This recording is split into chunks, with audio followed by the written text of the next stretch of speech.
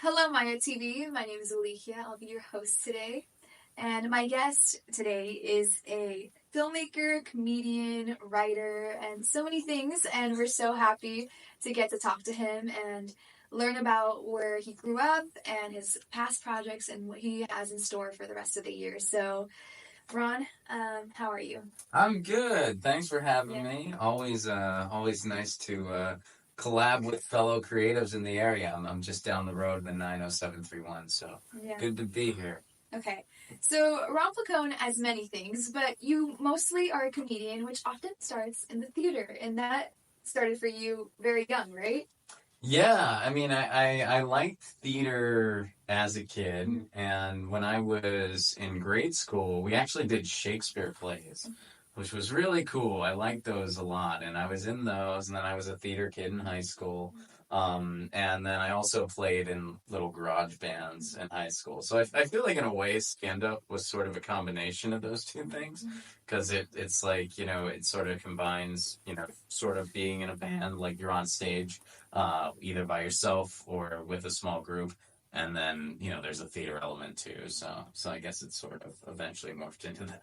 Yeah. Was it Midsummer? Was that one of your Midsummer Nights? Yeah. I feel like that's the gateway. There you go. Yeah. It was Midsummer, and I was I played Thisbe.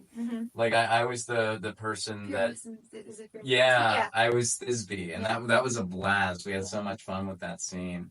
Yeah, that was a good time. Yeah, that's a fun show, especially for like you're young and a high school student. So, okay, so you talked about how you were playing in bands and you were doing theater, but I feel like comedy has a whole other confidence that you need to bring to it. How did you think that, like, how did you come about with this confidence to be able to go on stage and tell your own jokes?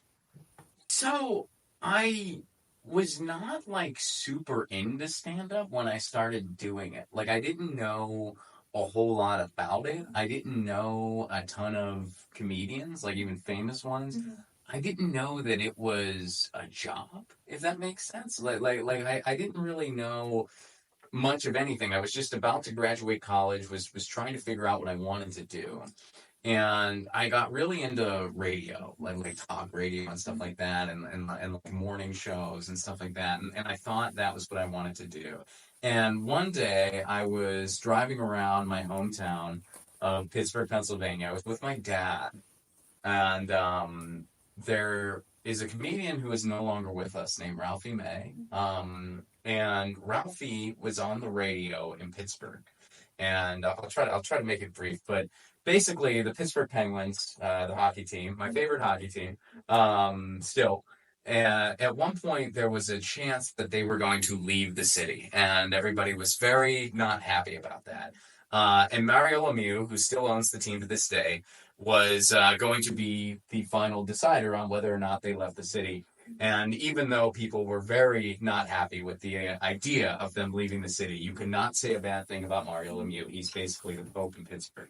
But Ralphie May was on the radio, and he was so funny, and he was kind of roasting Mario. And it wasn't mean, but it was just so funny that everybody was, like, the DJs were trying not to laugh, but they couldn't resist. They were just laughing.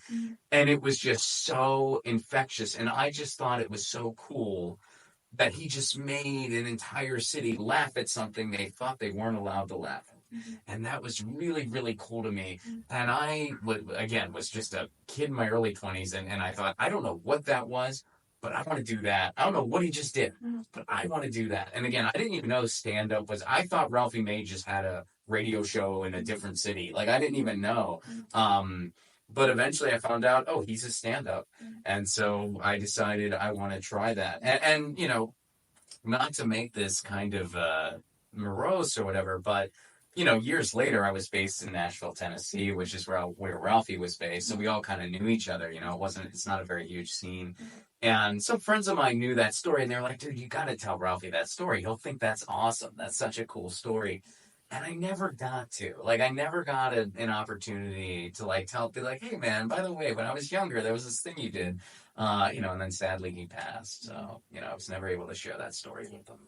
But it made an impression on you because you did go to school for something else, right? Yeah, I studied music business when I was an undergrad. And that was pretty cool. I got to intern at a record label in Nashville. And then years later, I wound up living in Nashville, but those two things aren't related. Like, there was a lot that happened to me in between those two things. But it was cool because I learned a lot about just entertainment in general.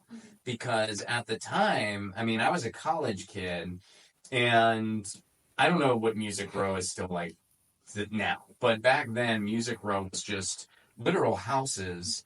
And there was just creative things going on in them. Like, one was a publishing house, one was a record label, one was like a radio and records thing, one was a magazine, one was Sony, and I would literally just go up and knock on the door and be like, I'm an aspiring college kid. Would you want to teach me about your job?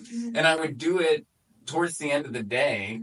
So a lot of people were actually, they said, sure. They were happy to just, hey, it's 4:30. I'm kind of overworking today. I'll help this kid. And that's my good deed for the year. So I got to learn. I got a lot of like free information from people in entertainment.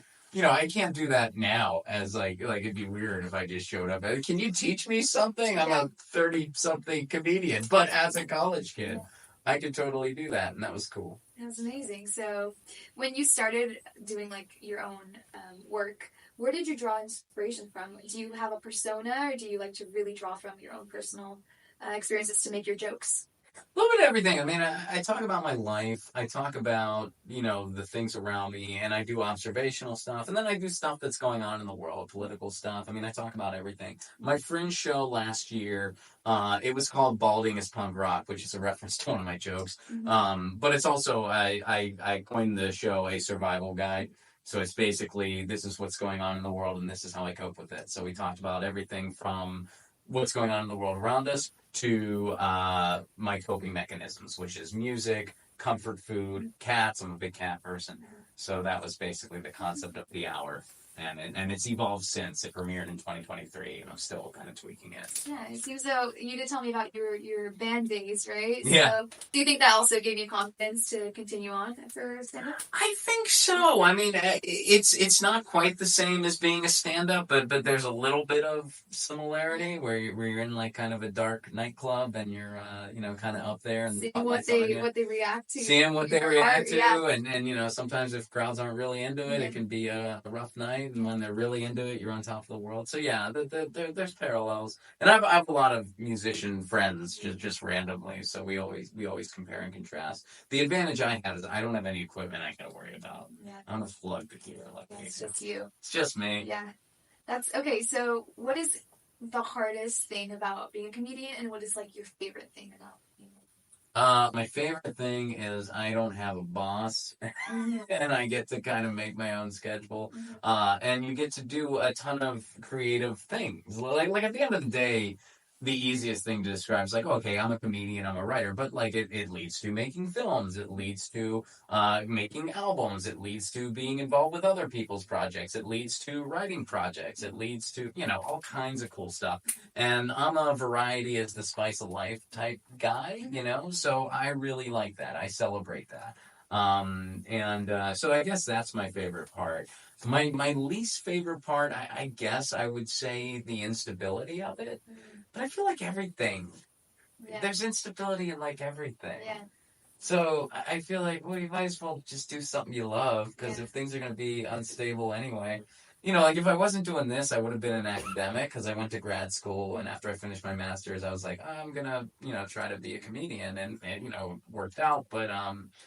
But yeah, I mean, that's so unstable. So I'm glad I am where I'm at. The pandemic really showed us that it didn't matter. The pandemic showed us how fragile Yeah. society is, and so you got to just roll with it. Yeah. You got to be like water. You got to like water has no one true form. It adapts. Yeah. I'm listening to The Art of War for the first time. I've never dove into it before, but yeah, I'm diving into it now. So.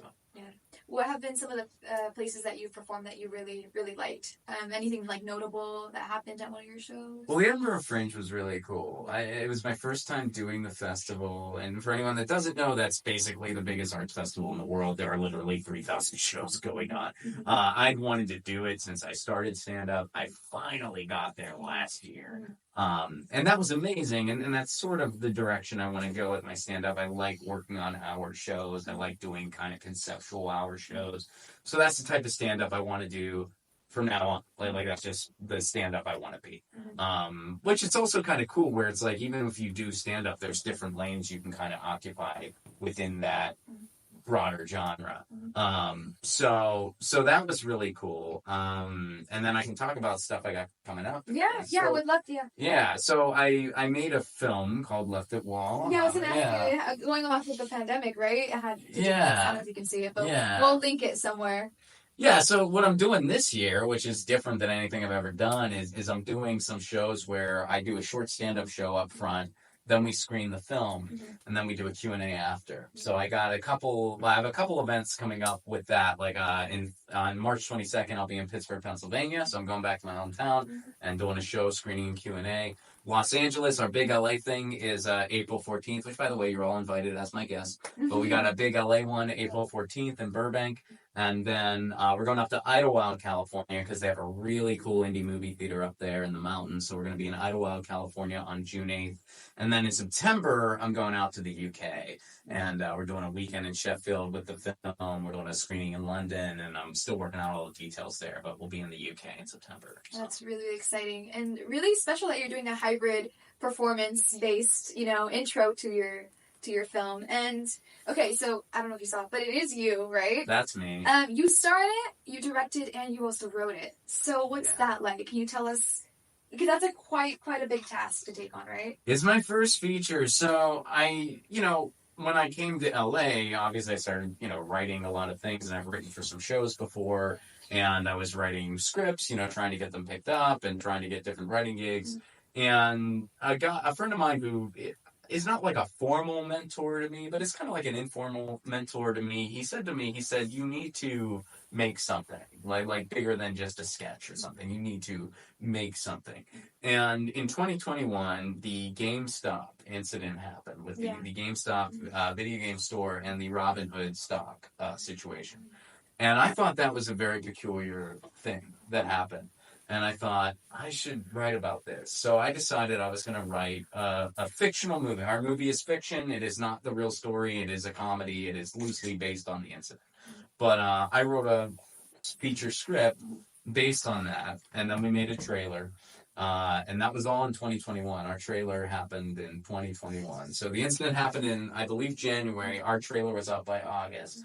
And it took a long time to build the team, to raise the funds, to do all of that. But eventually that all happened, and we shot the movie in 2023 and then did a soft premiere in November of 2023. And now we're releasing it to the universe. I'm going to hopefully eventually get, the most elaborate digital distribution it can get.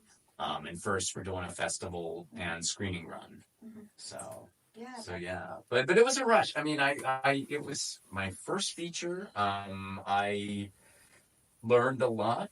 I definitely made some mistakes, and like you do. But that's all part of the journey. It's like you'll make a million mistakes your first time, and then hopefully you only make 500,000 the second time, and then hopefully you make less and less and less, and you get better and better. So, where did the initial idea come from? Because from going from live shows and writing your own stuff to actually, getting the crew and everything, like where did that hunch come from? This needs to be a film.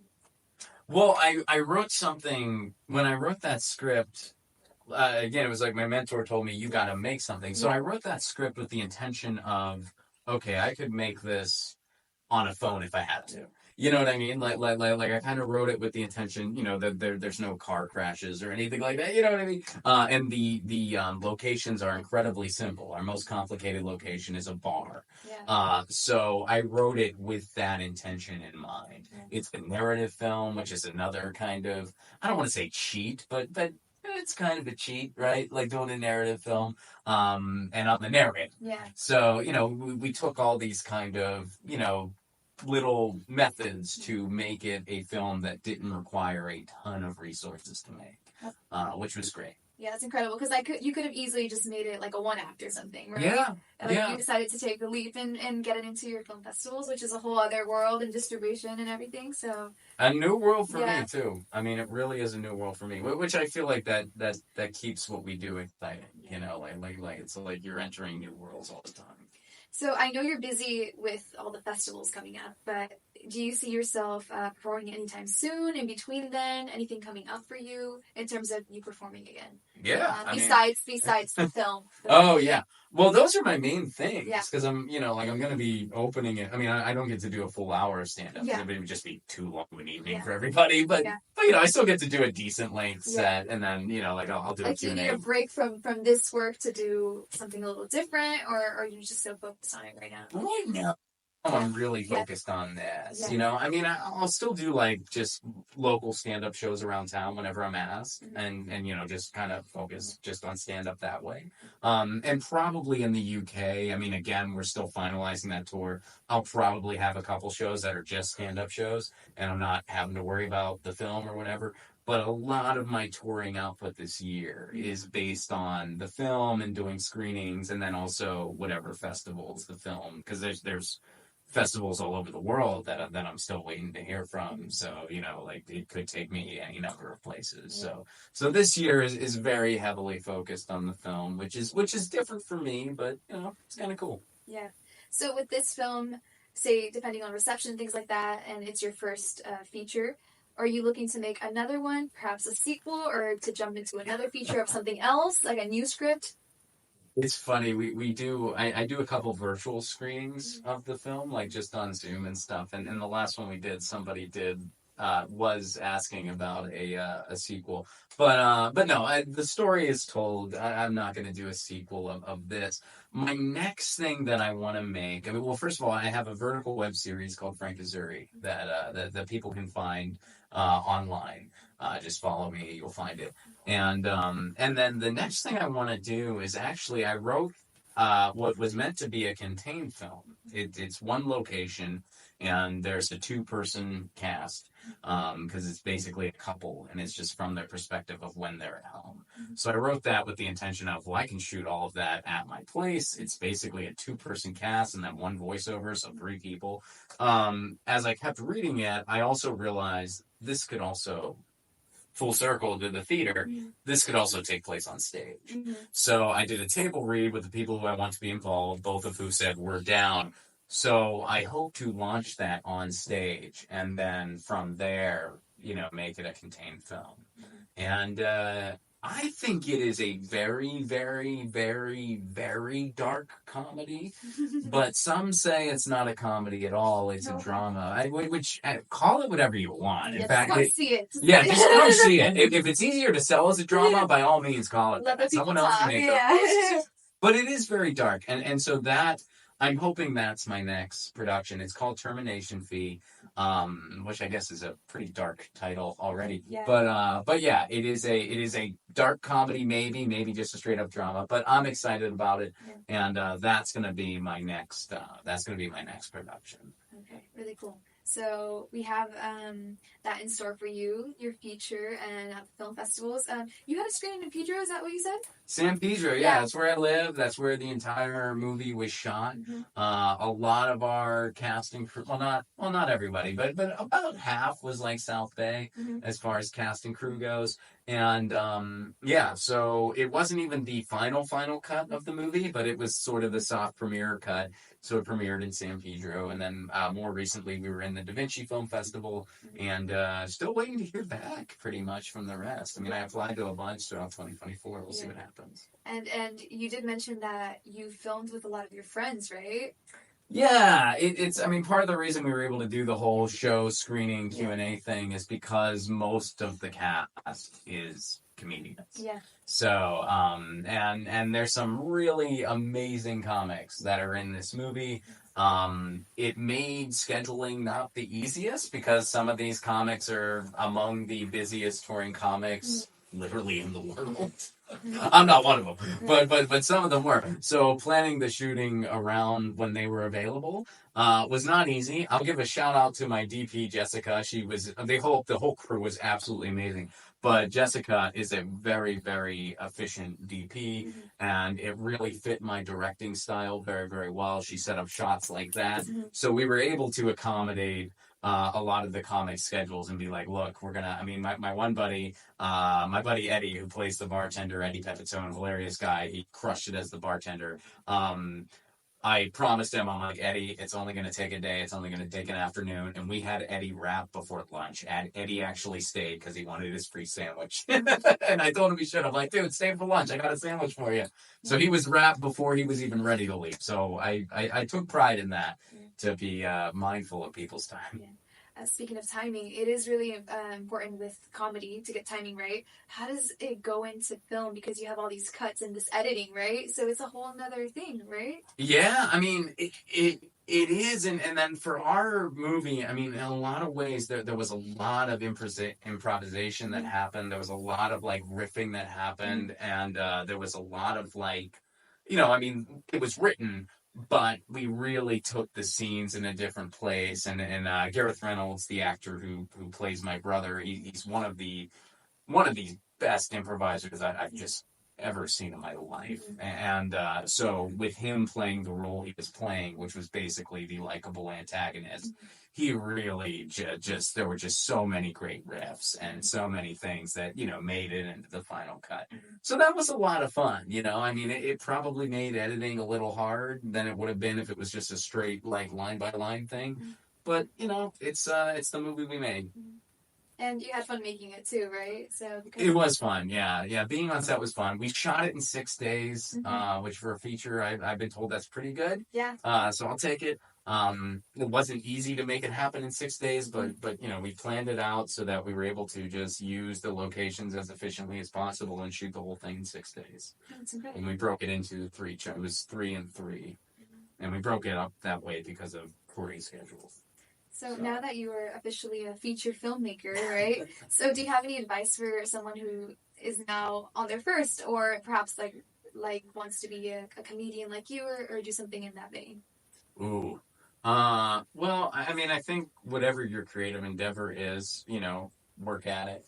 Like always be thinking about it every day and really dedicate yourself to that craft. As far as filmmaking goes, I would say it's really worth it to just learn a little about everything. One of the things I did during the pandemic was I just took an online film class. And I'm by no means an expert. I'm certainly not ready to DP, but I know a little bit. I know some basics about lighting. I know some basics. It made me a better director, learning some of those technical skills. So I would say familiarize yourself with something like DaVinci Resolve or a different editing tool of your choice. Familiarize yourself with the basics of audio. You don't need to be an expert. You're not going to be able to wear every hat, but know a little bit. And I would also encourage people to pick a couple lanes to specialize in. Like a lot of people that, they want to be an actor, they want to be, and that's great. I mean, I do acting stuff too, and comedy stuff and writing stuff. But sometimes when you have other things that you do, maybe you're a colorist, maybe you're an editor, more work will kind of fall in your lap, especially these days where people are kind of having to wear different hats, especially on an indie project. I mean, I look at Left at Wall, some of the people in the cast, they ended up doing some different things just because they were able to do it. And I ended up needing it. So they ended up getting paid more. Yeah. I mean, not that indie filmmaking is a goldmine for anyone. Yeah. But yeah, I mean, I feel like try to learn a little bit about it all so you know what you're doing when it comes to building a team. And then see if you can specialize in different things. Yeah, so that's really good advice, and hopefully, going forward, we get to see more work from you now that you're learning more and more. And so we're gonna look out for Left It Wall, right? Because you're in a couple film festivals. Yeah. You said you have a website as well? RonPlacone.com. That's my website. You can get, if you're in Pittsburgh or Los Angeles or Idlewild, or if you're in the UK, although that hasn't been, we haven't finalized all the details there yet, but you can get tickets at RonPlacone.com. If you're in Washington, D.C., there's a screening on March 18th. I'm not actually going to physically be there. Yeah. They're just screening the film. But if you're in D.C., there's a free screening on March 18th of my film. And the rest of it, RonPlacone.com for all information. Yeah, okay. And then no socials? Do you have socials? Oh, yeah. I'm Ron Placone on all the platforms. YouTube, Ron Placone. Twitter, Ron Placone. Facebook, I'm Ron Placone Comedy. TikTok, Ron Placone, Threads, Ron Placone, Yeah. Blue Sky, Good, you got your name. Ron You got Placone. your That's the one cool thing. There's only 12 Placones in the world. I'm related to all of them. So Okay. Ron Placone, I just had it on That's lockdown. It perfect. made it easy for me. Okay. So I'm Ron Placone on all the socials. Perfect. I think we covered everything, right? We got your screenings and everything. So Yeah. it was really lovely to have you, and Thank we're you. so grateful for everyone who's been watching. Look forward to your film, and hopefully we get to see more from you. So, all right, thank you so much. Stay tuned Thanks for all. more. Okay? Thanks for having me. Thank you.